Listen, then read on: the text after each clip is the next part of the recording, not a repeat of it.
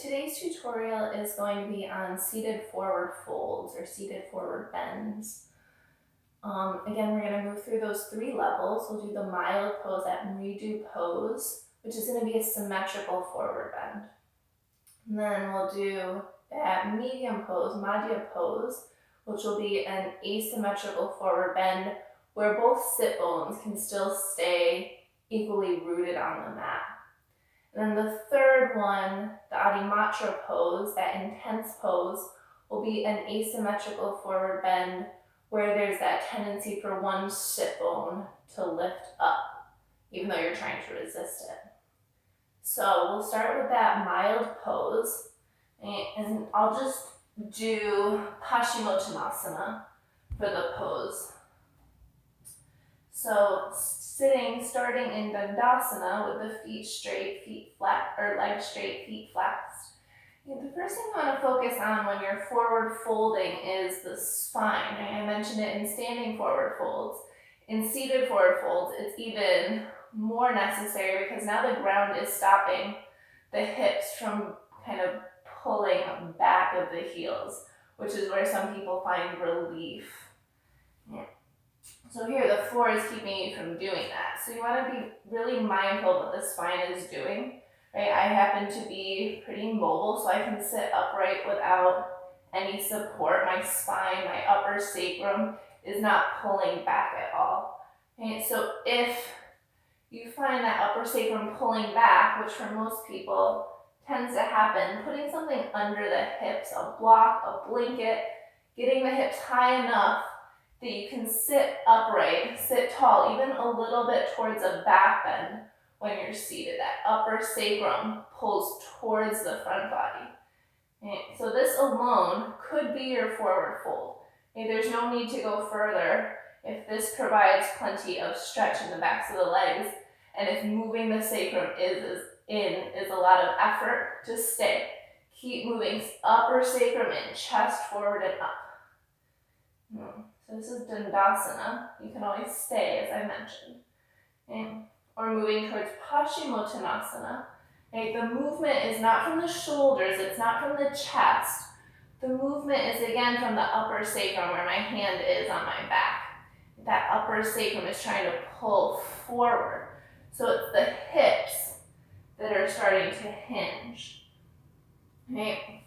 The front body is staying the same. Right? My waist is not bending at all. Right? So you don't want to move from the waist at all. You don't want to shorten the space between your navel and your chest. Right? Navel and chest, or really chest, moves away from the navel as you come forward.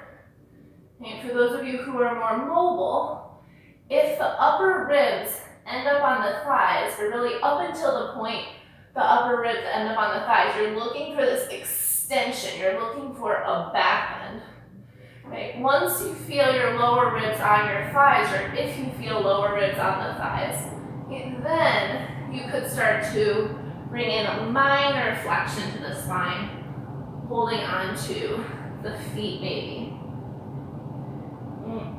But as I mentioned, until the lower ribs land on the thighs, you're looking for extension of the spine, right? That back bend of the spine. But once the lower ribs are on the thighs, then minor flexion, minor rounding, right? It's still not this big round. You're looking for extension, but just a minor round at the end is okay. So that's that first level, mild level, where the legs are symmetrical.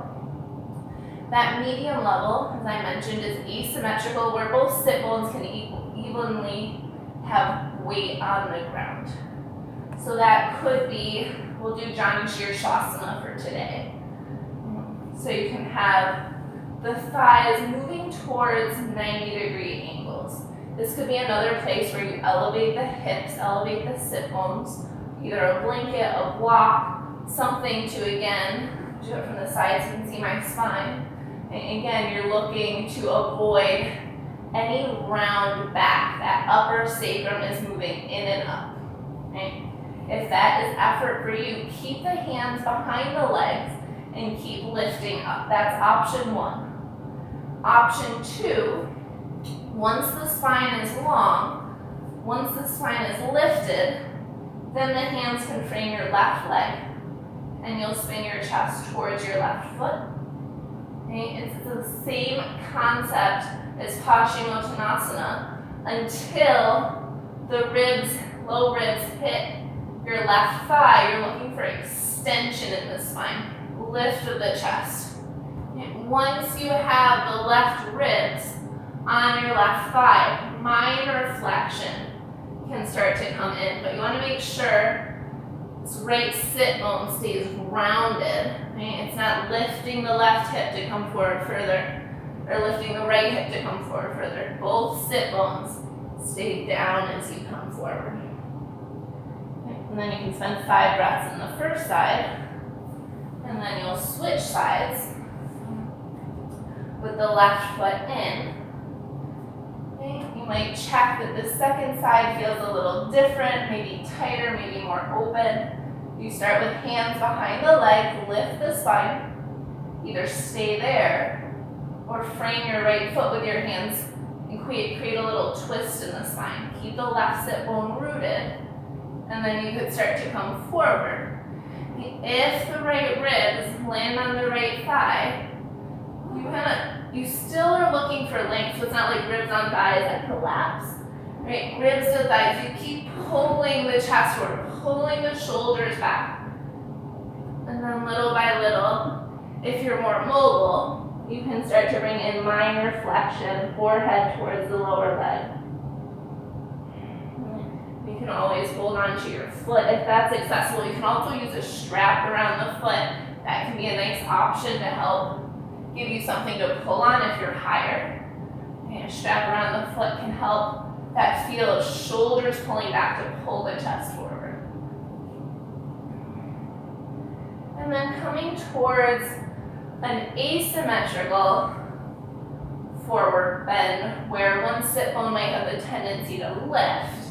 Okay, this is going to change depending on people's body. There's a line between that medium pose and that more intense pose, where depending on the body, some pose that might be intense for you may be medium level for someone else, and kind of vice versa. So just playing this out, feeling this out.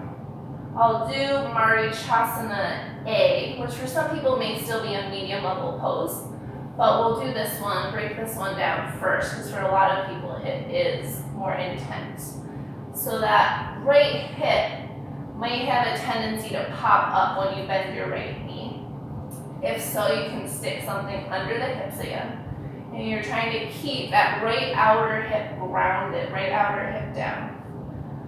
Option 1, keep the hands back, and you're trying to move now that right side of the body to the inside of your right thigh.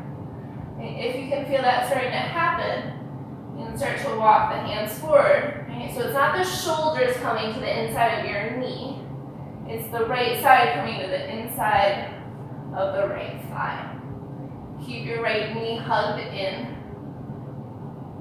Activate both feet.